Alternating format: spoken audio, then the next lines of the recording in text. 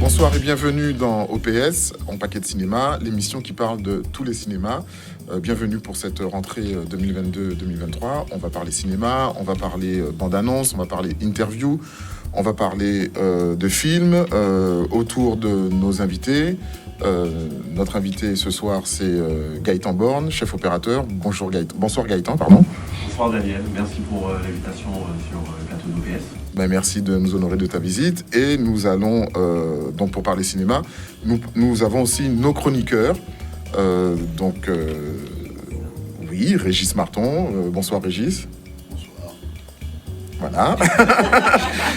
Nous avons aussi la présence d'Axel Laurent. Bonsoir Axel. Bonsoir Daniel, et ravi d'être de retour sur le plateau.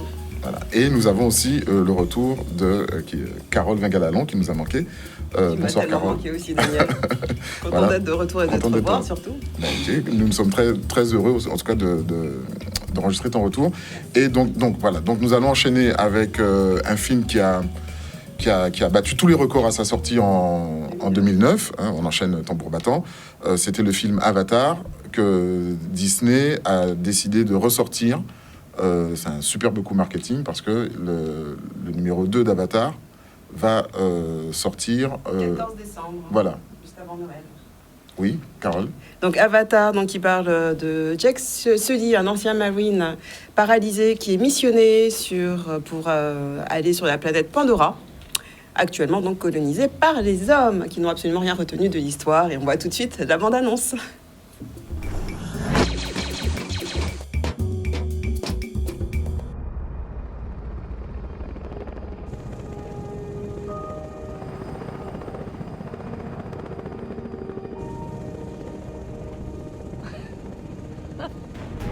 Ah, les têtes que vous faites.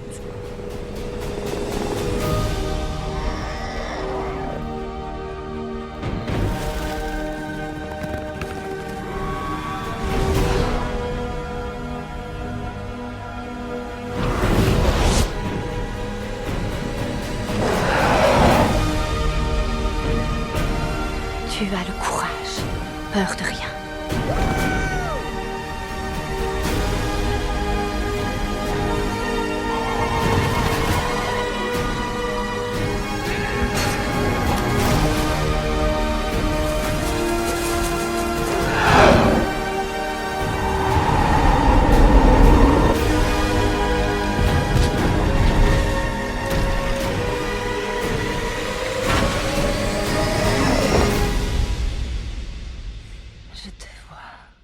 Je te vois.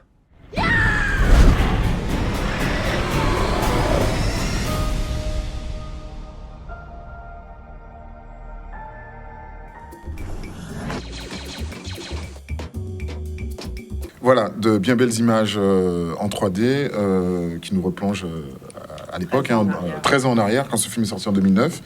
Et donc un film réalisé par le talentueux James Cameron, l'idole de Carole. Oui, j'ai pas honte de le dire. J'aime beaucoup ce réalisateur, producteur, scénariste, spécialiste des effets spéciaux. Donc Régis en parlera un petit peu mieux tout à l'heure. Donc c'est ce réalisateur à qui on doit Terminator. Oui. Terminator 2, Alien 2, Abyss, True Lies, un peu moins. C'est peut-être un de ses moins bons, je dirais. Non, ça va. Mais ça reste sympathique. Beaucoup de classiques dans l'ensemble. Voilà. L'immense Titanic, mon film fétiche, avec ses 11 Oscars. Oui, record absolu jusqu'à présent. Égal avec Ben-Hur et Le Retour du Roi. Et oui. Ben-Hur. Moi, c'est Le Retour du Roi. Arrête ton char, Ben-Hur. Oui, mais Retour du Roi, quoi. Celui-ci, il compte pour un. Enfin, bref. Et bien évidemment, Avatar. Donc, Avatar qui reste à ce jour le film le plus vu au monde et qui a au box-office le plus rentable de l'histoire. De l'histoire du cinéma. malgré le fait qu'il est coûté assez cher, mais largement rentabilisé. En fait, James Cameron, c'est le gars à avoir dans son équipe. Oui, le plus rentable, et d'ailleurs... surtout. Et pardon. Le gars à produire. Ouais, mais Le gars à il produire. s'autoproduit, celui-ci, il a tout compris. Oui, James Cameron, il fait beaucoup de choses quand même. Il est Oui. scénariste, monteur, J'ai déjà réalisateur. Oui, Mais il est bien accompagné, producteur. ce qui fait qu'il peut Voilà. être, il peut déléguer certaines choses en fait. C'est sa force en fait. Il a trouvé les bonnes personnes pour l'accompagner sur ses projets. Pour pouvoir s'entourer. Alors justement, quand on pense effets spéciaux, il y a un réalisateur qui sort du lot, c'est James Cameron, Régis. Effets spéciaux, je dirais pas forcément ça, je dirais plus innovation en termes de cinéma. Parce qu'il faut voir quand même que Cameron, c'est un visionnaire. Il n'y a qu'à voir les films Abyss et Terminator 2 ont été des films phares et des films piliers dans le domaine de l'effet visuel. Titanic, c'était plus dans le domaine du film colossal et épique. Bon, il y a des effets visuels, mais c'était plus dans le fait de faire une grande fresque à la Cléopâtre ou ce genre de truc. Avatar, c'est un petit peu particulier parce que à la fois c'est un bon au niveau de la technologie parce que ça permet de démocratiser à la fois la performance capture au niveau des réalisateurs. Et justement, c'est la question que j'avais posée. Quelle est la particularité d'Avatar par rapport aux autres films de James Cameron? Le truc, c'est que Avatar, c'est un film somme parce que à la fois ça regroupe toutes ces thématiques, mais aussi tous ces gimmicks. Comme j'ai dit, c'est un réalisateur qui aime faire des innovations technologiques.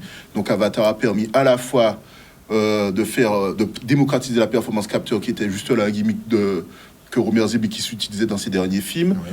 ou bien encore la 3D qui était réservée à certains films, ce grand spectacle.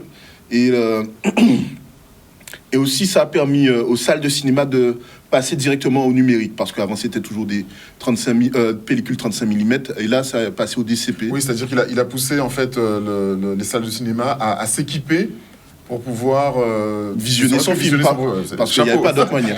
Voilà. Si chaque réalisateur faisait ça, Voilà. Et en plus, en là... tout cas, avait ce pouvoir. Voilà, et comme j'ai dit aussi, avec le prochain qui arrive, là, il va essayer de faire une autre étape, c'est-à-dire il va essayer de démocratiser le HFR, Height Frame Resolution. En gros, pas résolution, rating. En gros, le HFR, c'est le fait d'avoir plusieurs images par minute dans le déroulement. Généralement, on voit le film en 24 images secondes. Voilà, je veux dire, 24 images le ratio secondes. Cinématographique. Et là, il va essayer de pousser dans les 40, voire 120 images par seconde. Ce que des films tels que Gemini Man ou bien encore Gemini Man ou Billy Lynn ont essayé de faire.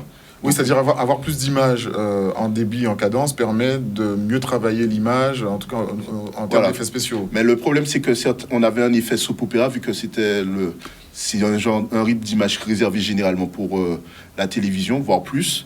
Et là, avec le True Cut Motion, ils vont essayer de gérer les saccades et puis les effets de flou. D'accord. Donc, grosse performance technique en tout cas de la part de James Cameron. Le public pouvait déjà le voir avec la ressortie de Avatar, vu que ça a bénéficié. Mais là, on attend de voir le 2 pour voir si l'essai passe. Voilà. Alors, le 2 sera-t-il visible aussi en 3D? Oui. Voilà. Cameron ne va jamais lâcher la 3D sur ce point-là, ça. Et on espère qu'il va faire des... Il faudra les lunettes. Oui. Je pense qu'il a laissé tomber le gimmick de faire de la 3D sans lunettes. D'accord, très bien. Alors, Avatar, c'est un film qui, en plus de cette opulence ou abondance d'effets spéciaux, de technologie, c'est quand même un film qui brasse énormément de thématiques. C'est ce que tu as relevé, Axel. Oui, effectivement, c'est vrai que quand on pense à Avatar, on pense à un blockbuster, le blockbuster par excellence de Hollywood. Mais derrière ça, Avatar, c'est quand même, on peut le considérer comme un film engagé, qui a énormément de thématiques, principalement les plus évidentes, l'écologie, la colonisation, on en parlait tout à l'heure, l'impérialisme, etc. Il y en a qui sont un peu plus dissimulées ou un peu moins évidentes, comme la spiritualité, notamment la foi qui rassemble tous les êtres vivants, qu'ils soient humains, animaux ou végétaux. On a du coup le vivre ensemble, c'est aussi une critique de la guerre, c'est très intéressant à voir. Et il y a, alors peut-être pas en thématique engagée, mais en thématique qui est proposée dans le film, cette question de transhumanisme, qui est très très appréciée par le cinéma depuis sa naissance. Donc c'est l'idée que l'homme puisse devenir plus que ce qu'il n'est. Peu importe la manière. Donc Avatar nous donne, sous l'angle de l'avatar, du coup, avoir un alter ego, entre guillemets, qui soit plus que ce qu'on est. On peut le trouver dans d'autres films, principalement de science-fiction, évidemment. On peut trouver Lucie ou Transcendance, où il s'agissait de développer ses capacités mentales à 200%. Et on peut avoir aussi Matrix, ou même dans les plus récents, Iron Man, avec un homme qui construit son armure pour devenir en robot. Voilà, littéralement. Oui, alors comme le disait Axel, effectivement, le cinéma est friand parce que c'est une thématique en fait qui finit par apparaître, enfin qui devient évidente dans le film Avatar. Le cinéma a toujours été friand, en tout cas le cinéma américain a toujours été friand de cette espèce de transhumanisme, de la création d'un post-humain. Tu as cité quelques exemples, mais si on remonte au début du cinéma, on a des films par exemple comme Frankenstein, tiré du roman de Mary Shelley. Donc voilà. Donc ce sont le transhumanisme est à la mode en ce moment. C'est de plus en plus. Dans la politique, avec la crise qu'on vient de traverser, c'est une philosophie qui est intéressante, dangereuse. Comment est-elle traitée dans le cinéma? Comment on peut voir ça? Comment on peut discuter de ça? Dans le cinéma, c'est souvent représenté comme une opportunité. C'est souvent représenté comme un but à atteindre. Évidemment, très souvent, on voit un peu les problématiques que ça peut apporter, mais c'est peut-être un idéal, comme on dit, science-fiction, c'est notre avenir. C'est peut-être le but à atteindre dans la vie. Oui, Régis. Je sais pas ce que vous en pensez. La science-fiction, je dirais plus que c'est une vision à la fois nihiliste, pessimiste, idéologique. C'est un petit peu le mix des fois de tout cela, de l'être humain. Donc, si déjà c'est une vision de l'être humain, donc voir en quoi l'être humain peut s'améliorer par le biais de la technologie ou bien encore la spiritualité, parce que la connexion avec les autres êtres vivants. C'est vraiment le cas du coup dans Avatar, parce qu'en fait, devenir un Navy, ou un navire en français, est très important, parce qu'un humain ne peut pas survivre sur la planète Pandora plus de 20 secondes sans oxygène. Donc là, ça retient de la survie de l'homme. On trouve aussi l'aspect d'exosquelette avec Aussi. dans ce genre de truc. Il y a les deux. C'est ce qui est intéressant dans le film, effectivement, c'est qu'il y a ce double sujet sur le transhumanisme, autant celui qui est très organique, donc ce qu'on tend à vouloir devenir, et celui qui est proprement militaire, qui est la destruction. Voilà, etc. le colonialisme, cette ça. apologie du colonialisme. Mais justement, on voit que finalement, je ne veux pas dire qu'on va pas dévoiler le film, parce qu'un film qui est surtout sorti il y a 13 ans, on voit finalement qu'effectivement ce soldat qui a la capacité physique limitée, finit par accepter en fait cette espèce de transidentité qui lui permet d'aller sauver l'être qu'il aime et la planète. Donc c'est une espèce d'apologie, on va dire, ou c'est du cinéma. Après, Vas-y. non, oui, c'est une belle histoire, mais après à voir dans le 2, vu que je ne sais pas s'il sera question de transhumanisme dans le 2, vu qu'il n'est plus humain. Du coup, Il y aura quand même ça, d'après les premières bonnes annonces, en tout cas, oui, il y aura toujours cet aspect avatar et de transcendance. Mais bon, après, c'est plus de l'aspect écologique. Bon, par exemple, la transidentité, c'est un sujet à débat parce que, C'est un sujet de société. Sujet de société, oui, mais le truc, c'est que on peut pas parler de transhumanisme sans forcément parler de transidentité parce que, comme les Wachowski l'ont dit avec Matrix, Matrix, c'est un petit peu un aveu de transidentité vu que Neo doit se transcender. Ça a même été prouvé avec Matrix 4 où tu as un personnage qui dans la matrice est masculin alors que dans la vie véritable il est féminin, quoi. Donc, oui, et surtout on parle de deux réalisateurs qui ont switché. Non, les frères, on parle de deux films, dont l'histoire n'appartient pas au réalisateur. Le scénario original, Terminator et oui, mais Matrix. Cameron, c'est vraiment quelqu'un qui, entre guillemets, améliore. C'est dans sa filmographie. Il essaie toujours de prendre des sujets limite de série B, de série Z, pour en faire des gros blockbusters. Le combat homme-machine, le combat extraterrestre humain, des fois l'humain est le méchant, d'autres fois l'extraterrestre ne l'est pas. Ou bien encore la rencontre du troisième type, mais au lieu de se passer sur Terre, ça se passe sous l'eau. C'est vraiment Cameron, c'est Abyss. Oui, mais c'est pour ça que je dis c'est des sujets de série B, voire de série Z, qu'il essaie d'améliorer, qui font de grands films. C'est pour ça que Cameron, c'est à la fois l'équivalent d'un Roland Emmerich, ou bien encore d'un George Lucas, ou bien d'un Peter Jackson. Quoi. Peter Jackson. Donc voilà. Et donc pour faire des films, des grands films, de bons films, enfin, toutes sortes de films, en tout cas pour faire du cinéma, il y a un poste qu'on ne peut pas négliger, enfin qu'il est très difficile de négliger dans une logique de production, c'est celui de chef opérateur. La transition est magnifique. Voilà. C'est celui de chef opérateur. Et sur ce plateau, donc nous avons Gaëtan Borne, chef opérateur guadeloupéen, chef opérateur, journaliste aussi de temps en temps, qu'on a vu sur le front pendant la tempête Fiona. Attention, journaliste en conditions extrêmes. Oui, en conditions extrêmes, tout à fait. Voilà, journaliste de l'extrême. Voilà. Journalistes qui sortent. C'est ça. Voilà. En réalité, pour la petite anecdote, ça a toujours été mon rêve de me dire, voilà, avant de quitter cette terre, il faut qu'un jour je puisse faire un sujet en vigilance rouge ou quelque chose comme ça. À ne pas faire, bien évidemment, à ne surtout pas suivre. Voilà, mais je pense que... Avec toutes les précautions d'usage quand même. Oui, bien évidemment. Dit-il. Voilà, donc alors Gaëtan Borne est avec nous. Donc Gaëtan Borne, donc merci de ta présence. Présenter rapidement, BTS audiovisuel, l'école Cinécourt, c'est ça.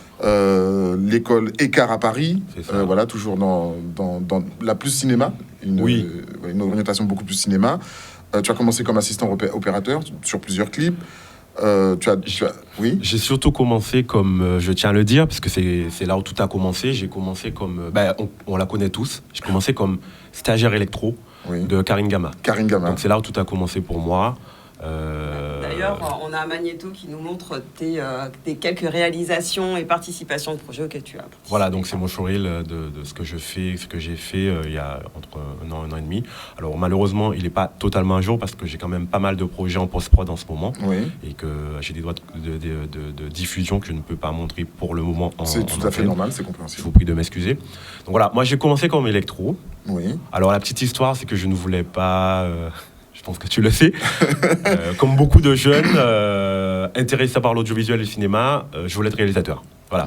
Et c'est la raison pour laquelle on s'est rencontrés sur Casanova. Oui. Que j'ai tourné en 2013. J'ai rencontré ce monsieur sur son premier court-métrage. Et Casanova en 2013 avec Cindy Lepape et Patrice Turlet. Et Patrice Turlet, tout à fait. Voilà. Et il m'a même vendu son travelling. Alors, avant de continuer sur ta carrière, on va regarder... oui, il m'a vendu son travelling, oui, tout à fait, que j'ai utilisé. On va regarder un petit showreel qui résume un petit peu ce que tu as déjà fait et qui nous permet de voir le talent de Gaëtan Borne, pardon.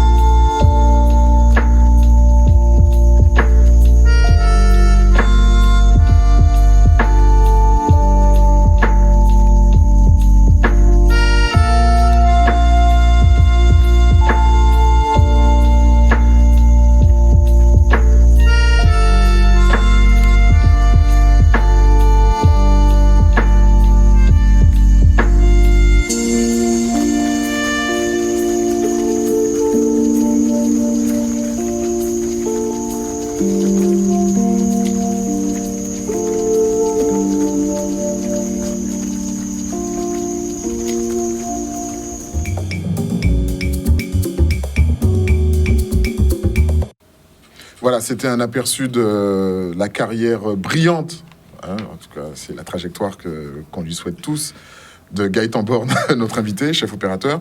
Alors voilà, tu as commencé comme assistant opérateur, tu as vite évolué aussi pour avoir, on va dire, le poste de plein exercice de directeur photo, Oui. directeur photo, chef opérateur. C'est quoi la différence pour Bah. nous autres pauvres mortels? En réalité, c'est très historique, c'est lié au cinéma américain. Oui. Parce que dans l'histoire, un directeur de la photographie ou director of photography est un technicien qui ne cadre pas. C'est-à-dire, il vient sur le plateau, il est assis dans son siège avec sa commande de diable et il fait uniquement l'image. Il dirige ses équipes comme un réalisateur assis derrière un moniteur.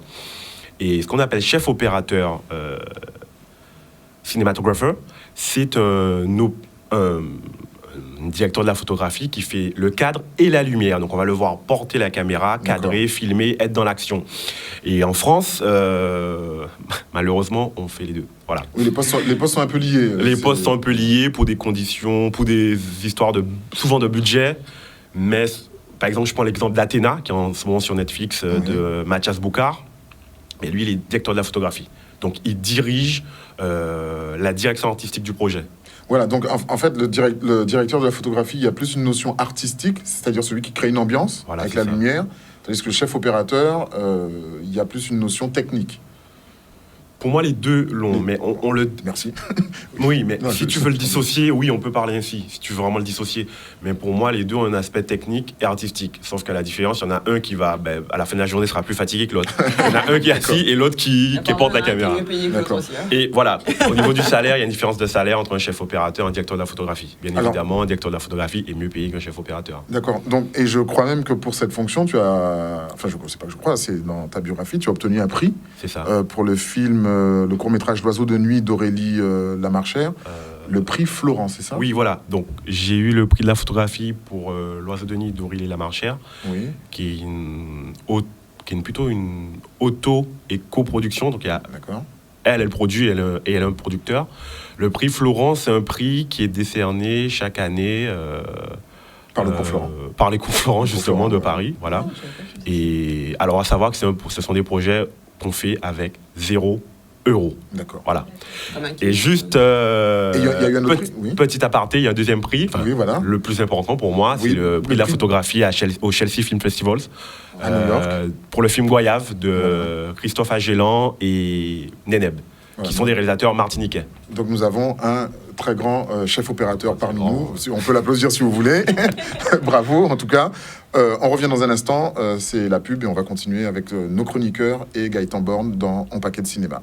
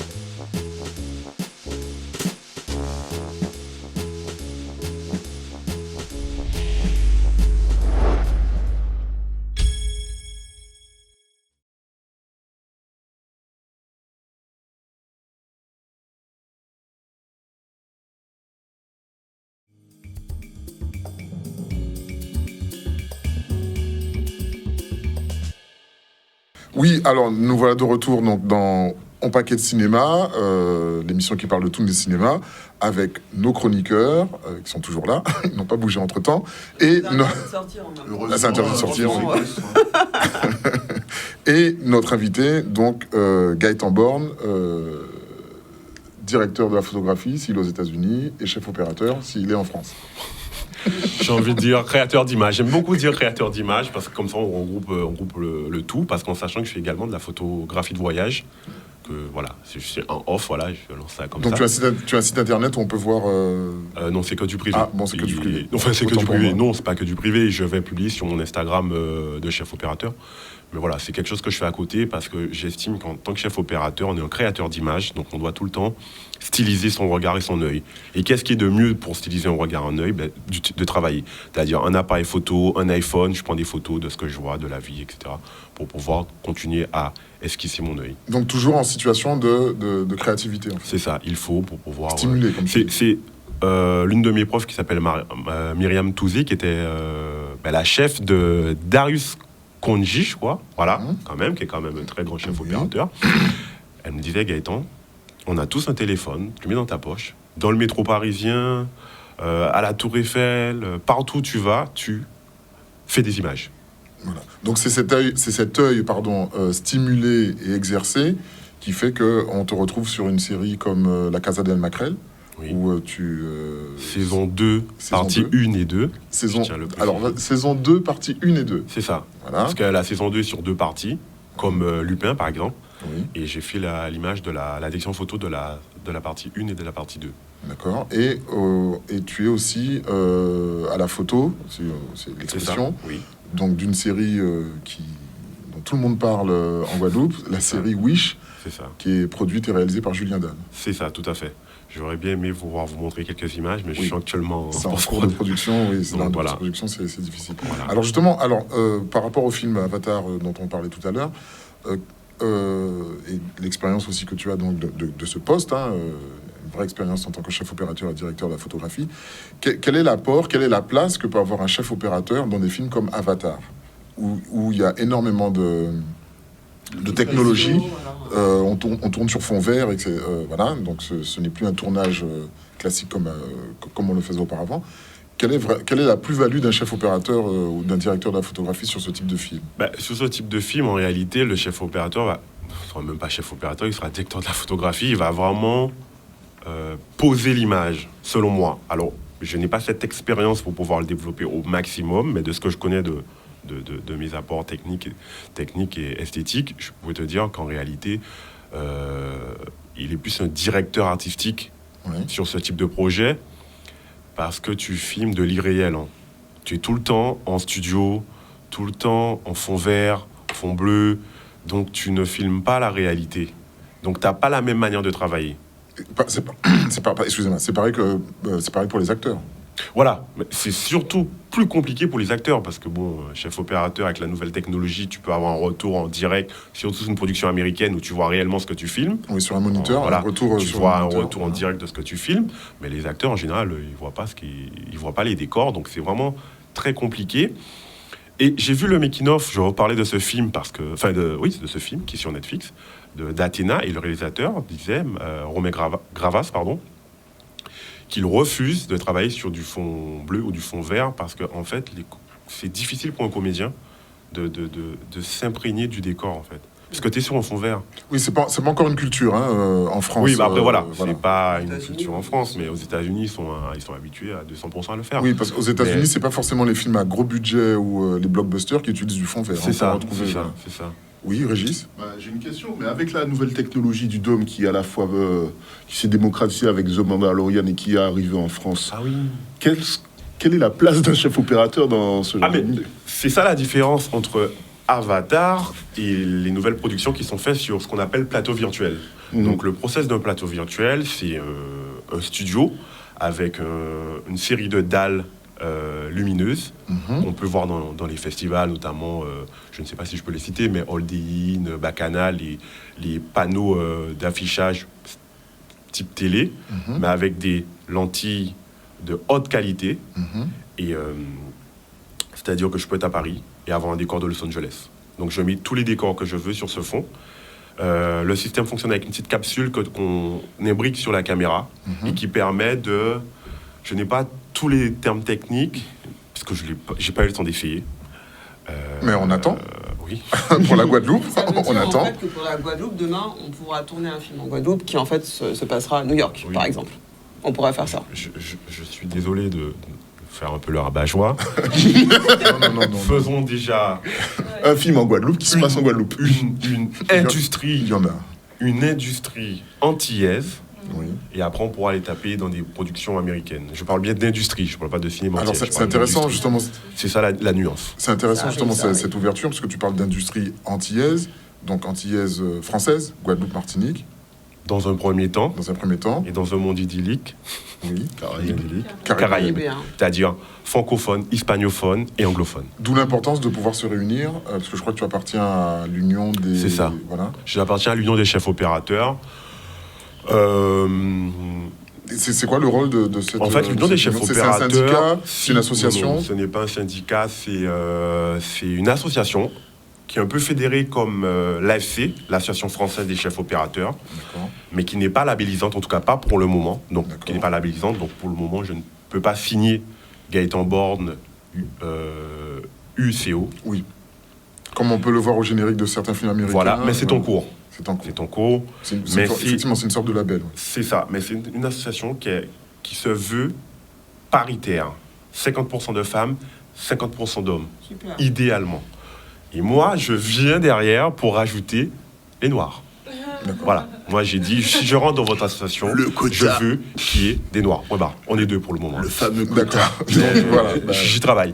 Donc, l'idée de cette association, c'est pouvoir regrouper tous les chefs opérateurs de pubs, de clips, de documentaires, de fiction. Parce que la problématique avec l'AFC, que je respecte, bien évidemment, c'est une association qui est labellisante et qui te demande d'avoir 2 parrains qui sont déjà dans l'association, d'avoir fait 3 films notables. Il y a une forme de cooptation, en fait. Voilà, c'est un peu particulier, c'est un peu élitiste. Ce qui n'est pas le cas de l'ASC, American Society Cinematographer, qui est la même association, mais américaine.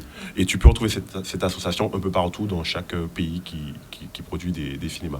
Enfin, du cinéma, pardon. D'accord. Donc voilà, chères téléspectatrices et chers téléspectateurs, Gaëtan Borne, qui, on l'espère, un nom à retenir, qui, on l'espère, de son expérience, pourra amener aussi une part de son expérience en Guadeloupe.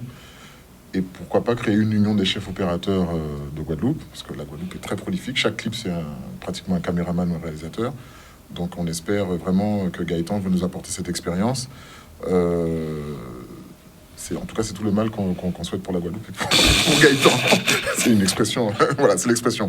Donc, nous allons enchaîner. Donc, Gaëtan, tu restes avec nous. Nous allons enchaîner avec une autre rubrique. Voilà, merci de me rafraîchir la mémoire. Donc, c'est la rubrique en paquet de Kilty. Et nous allons donc parler, n'est-ce pas, Axel, d'un film aujourd'hui dont l'action s'est déroulée, dont le film a été tourné en 1973 et l'action se déroule aujourd'hui en 2022. C'est un film d'actualité, en tout cas pour aujourd'hui par rapport aux thématiques qu'il développe. C'est le film Soleil Vert, n'est-ce pas? C'est ça, oui, effectivement. Donc un film, une dystopie, un film d'anticipation qui parle, comme tu le disais, de l'actuel. Mon ami Régis, ici présent, disait qu'en voyant le film, il avait l'impression de voir un documentaire. Ah, ça oui. Ça, oui. Mais on en discutera tout à l'heure, en tout cas. Alors le pitch, justement. En tout cas, voilà. Donc c'est un film qui montre la situation de 2022 avec manque de nourriture, manque de ressources, problèmes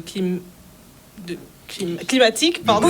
Problème climatique. Et surpopulation, etc. Je me dis, c'est tout, pas une fiction, c'est pas un documentaire. Le tout sur un fond, oui, de films policiers, films crimes, une enquête à résoudre, des mystères à découvrir, voilà. D'accord. Donc on regarde. Oui. Vendu comme ça, oui, ça a l'air d'être un documentaire. Mais faut pas le voir. Alors pour qu'on puisse se faire notre avis, on va regarder la bande-annonce, voilà, de Soleil Vert, un film de 1973 de Richard Fletcher avec Charlton Heston.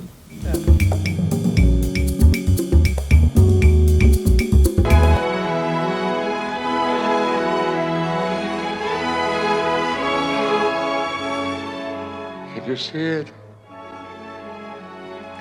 Yes. Isn't it beautiful?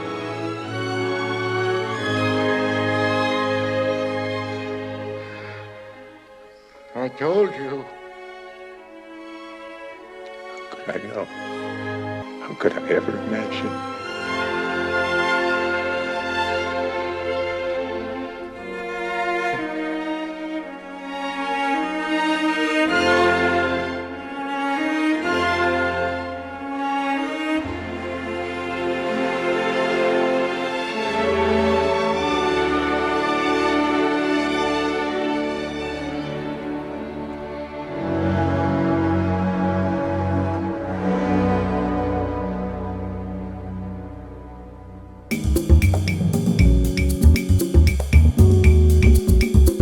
Voilà, c'était la bande-annonce Comme on n'en fait plus, hein, qui marque vraiment une époque, c'est les années 70. Donc du film Soleil Vert, réalisé par Richard Fletcher, avec Charlton Heston, donc un film qui a eu le prix au Festival d'Avoria, je crois, à sa sortie en 1973. Donc un film tiré d'un roman de Harry Harrison, c'est ça, c'est une adaptation. C'est ça. Voilà, donc le livre dont c'est tiré s'appelle Make Room, Make Room. Il a été publié en 1966 et du coup, l'histoire se passait en 1999. Donc pourquoi le changement de date? Je ne sais pas. Oui, pourquoi le changement de date? Je ne sais pas, c'est un mystère. Ouais. Voilà. On n'a pas trouvé. Non, Bah, voilà. là, c'est plus une supposition. Je pense que c'est pour vraiment marquer une césure entre les années 1900 et puis les années 2000. Oui, mais pourquoi 2022? Ça aurait Alors pu être là, 2010. je pense que c'est random. Là, c'est Enfin bref, random. voilà. Là, En je tout pense cas, que c'est ils random. sont bien tombés parce qu'apparemment, ça dépeignait un futur assez actuel du coup maintenant. Pas trop encore. Hein, Heureusement, parce que c'est assez sombre. Parce qu'on Voilà. est d'accord, parce que les femmes sont des meubles, Oui. concrètement. Mais La en fait, femme est un meuble dans ce ce film. qui est intéressant, c'est que les parties, il y a une partie extrêmement sombre, je pense qu'ils n'ont pas tellement montré dans la bande-annonce, mais ils ont commencé, qui n'est pas dans le livre. Il y a beaucoup de choses qui ne sont pas dans le livre Oui, et voilà. que le film est plus une inspiration. Le livre est plus une inspiration qu'une adaptation, on dira, parce qu'il y a beaucoup de choses qui ne sont pas dans le livre qui ont été ajoutées dans le film. Et pour moi, c'est le signe d'une bonne adaptation parce que le film a compris son sujet et il a décidé de l'étendre et de rajouter des scènes qui sont absolument magnifiques d'ailleurs. 2 scènes en particulier, la scène du festin, on a vu les 2 scènes un peu, la scène du festin et la scène du foyer. Oui. On voit les images du passé verdoyant. Des choses, Oui, la scène du foyer avec Edward G. Robinson. Oui, voilà. Voilà. Et ce sont Grand des, acteur. voilà, ce sont des scènes qu'on ne peut pas lire dans un livre. On ne va pas retrouver ces émotions ou toute cette beauté avec juste des mots. Et c'est la beauté de l'adaptation, et notamment de l'adaptation de romans de science-fiction. Parce que quand on adapte un drame ou une comédie, où on adapte l'histoire, et la science-fiction, c'est normalement un monde qu'on ne connaît pas. Donc un monde que le cinéma va créer. Voilà. En préparant cette émission, on disait que c'était la philosophie du futur, c'est ça? Oui. Oui. Voilà, c'est ça. Mais du coup, avec la science-fiction, le cinéma va créer plus une ambiance, l'ambiance de l'apocalypse ou l'ambiance de la dystopie, et nous donner tout ce que l'imagination nous offre avec le livre. Donc ça peut... Oui, parce que la science-fiction, c'est d'abord un genre littéraire, hein, Oui, voilà. qui a été ensuite... Je ne me trompe pas. Hein, Non, c'est bien ça. Mais du coup, avec l'adaptation, ça peut enfermer l'imagination comme l'étendre. Et ce film-là, pour le coup, je trouve il étend très bien. Voilà. Ouais. Donc c'est aussi la marque des réalisateurs de pouvoir se saisir d'un roman, d'une nouvelle, et de pouvoir, c'est vraiment la marque d'un talent, de pouvoir le sublimer. C'est ça. Et c'est assez rare, hein, parce que quand on C'est demande... très rare, même, je trouve. Quand on qu'ils demande arrivent à le faire. de nommer une bonne adaptation, au pire, on va dire à Harry Potter 1. Oui. C'est tout. C'est compliqué. Je dirais Jurassic Park est pas mal. Vous avez aussi Brésil de Terry Gilliam, qui est une adaptation de 1984 de George Orwell, de 1984 de George Orwell. Oui. Moi, j'ai refusé. 1984. Déjà, le livre, il est tellement plombant. Assez Je dense. trouve, moi, j'ai même pas envie de le voir en film. Il y a eu aussi ça, des fois, avec les adaptations. T'as aussi la machine à remonter le temps, mais bon, vu comment le descendant de George Orwell a massacré l'œuvre originale. Voilà. Alors, justement, des films comme Soleil Vert qu'on vient de voir, c'est aussi avec deux immenses acteurs qui sont Charlton Heston et Edward G. Robinson. ils sont vraiment représentatifs d'une époque, Régis. Bah, le truc, c'est que, bon, Edward G. Robinson, je ne vais pas mentir, je ne le connais pas vraiment. Il a traversé toutes les époques du cinéma. Mais en tout cas, bon, de ce que j'ai vu, il a plus traversé les années 30 à 40, 50, 60, 70. 70, non, il est mort.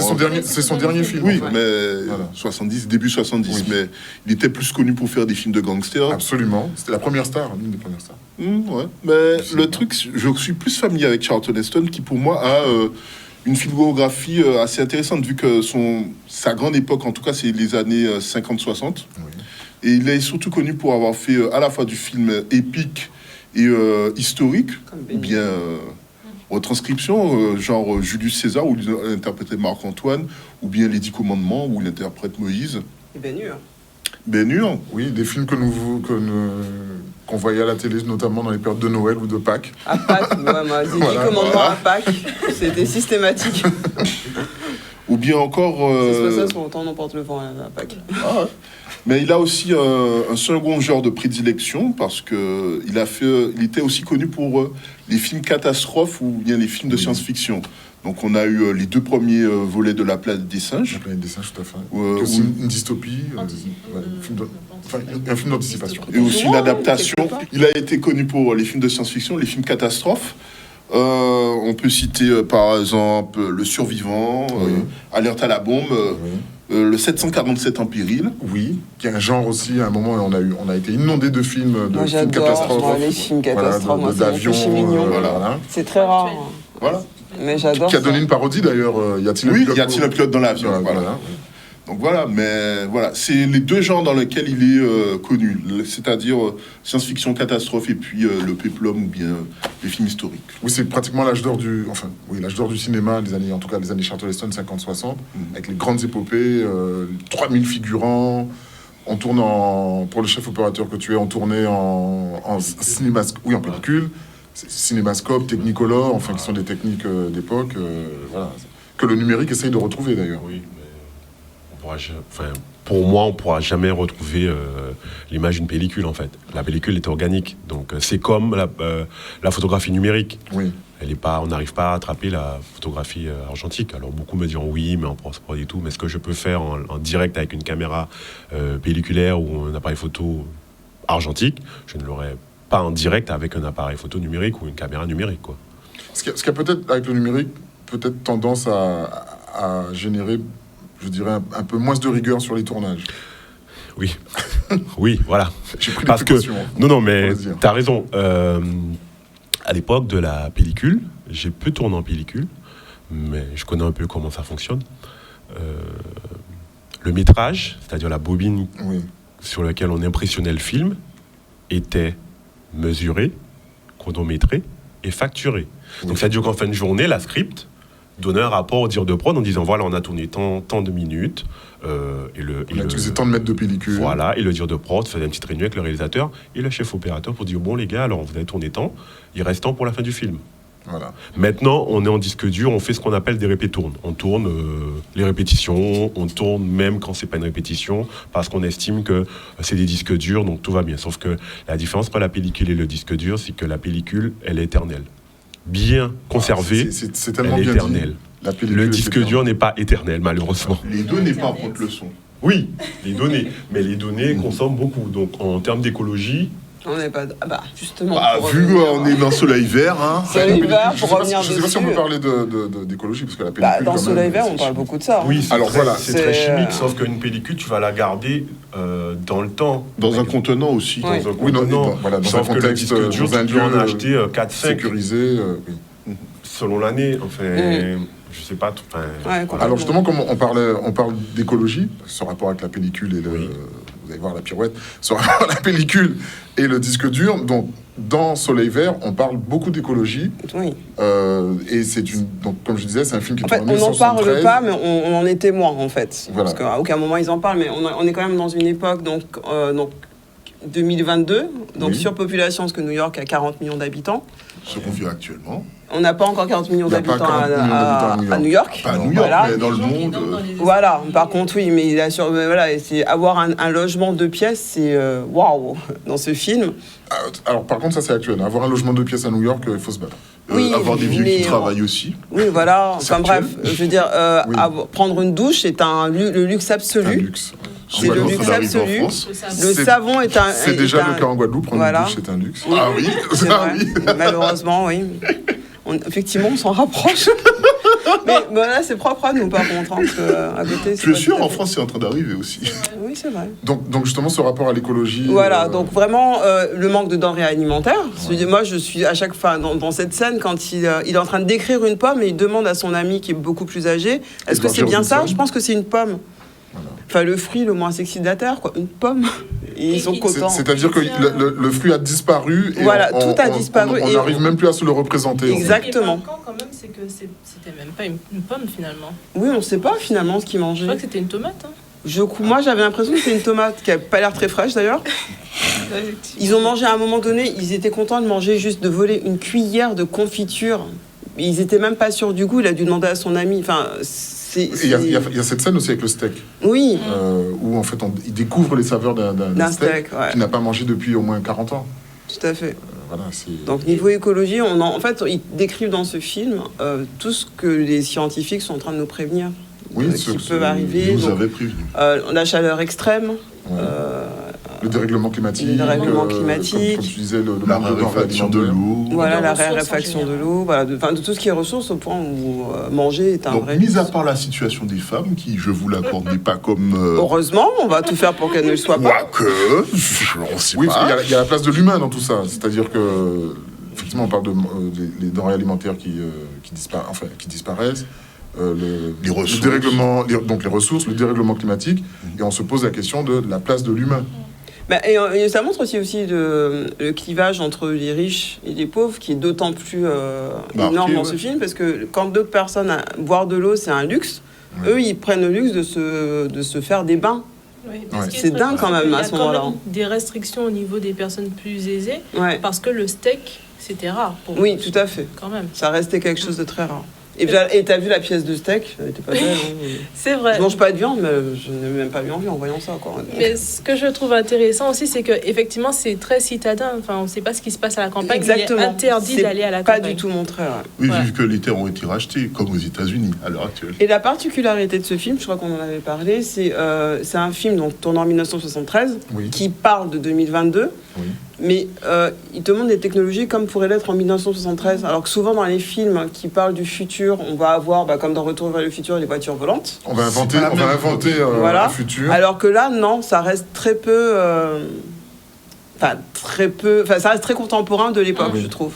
Ça reste très, Très 1900 pas avant-garde. ça reste très Ouais. 1973, Complètement. même si l'action se passe en. Même dans leurs 2022. vêtements, Ouais. rien n'est avant-gardiste, je Ce trouve. qui peut expliquer pourquoi on s'y retrouve. Aussi, peut-être. Voilà. Peut-être. Donc c'était Soleil Vert dans notre rubrique En pas quel qu'il tisse. Soleil Vert qui a été diffusé sur Arte, parce que c'est vraiment un film aujourd'hui qui parle de notre actualité, L'actualité. avec toutes les thématiques qu'on vient de développer. Donc en tout cas, je vous remercie à toutes et à tous d'avoir participé à cette émission. Merci Gaëtan de nous avoir honoré de ta présence. Merci de Une l'invitation. actualité pour le mois de novembre, décembre. Alors, On ne dit rien pour l'instant. je peux pas. Voilà, à suivre. À suivre. La seule actualité que tout le monde en Guadeloupe connaît, je pense, c'est la préparation de Wish. C'est l'actualité visible en ce moment. Sinon, le reste, je dis rendez-vous en janvier 2023. Rendez-vous en janvier 2023. Alors, quelques recommandations. On a beaucoup parlé de films de science-fiction et d'anticipation. Donc, je vous invite, on posera les liens sur les réseaux sociaux de l'émission Paquet de Cinéma, donc sur Facebook, YouTube et Instagram. Allez sur le lien d'un site internet qui est assez intéressant, Sens Critique. Vous avez une liste de films d'anticipation et de science-fiction et vous pourrez vous faire votre propre avis à la lumière de nos commentaires. Donc cette émission est terminée. Je remercie toute l'équipe technique et l'équipe de production d'avoir préparé cette émission. On remercie pour cet excellent décor Christine Blombou, Romain Rode pour la préparation de l'émission, Cédric Frémont pour les magnétos, les bandes annonces, Jean-François Taurin pour le générique. Steve Lancastre et... Ils sont en train de me regarder en régie. Steve Lancastre et Séverine Gims pour la production de cette émission. Notre ami Daniel de Canal 10 pour l'assistance technique pour cette émission. Et le réalisateur, Yannick Rosine. Donc on vous donne rendez-vous dans 15 jours pour OPS, En Paquet de Cinéma. Bon film à tous, bon cinéma. Merci.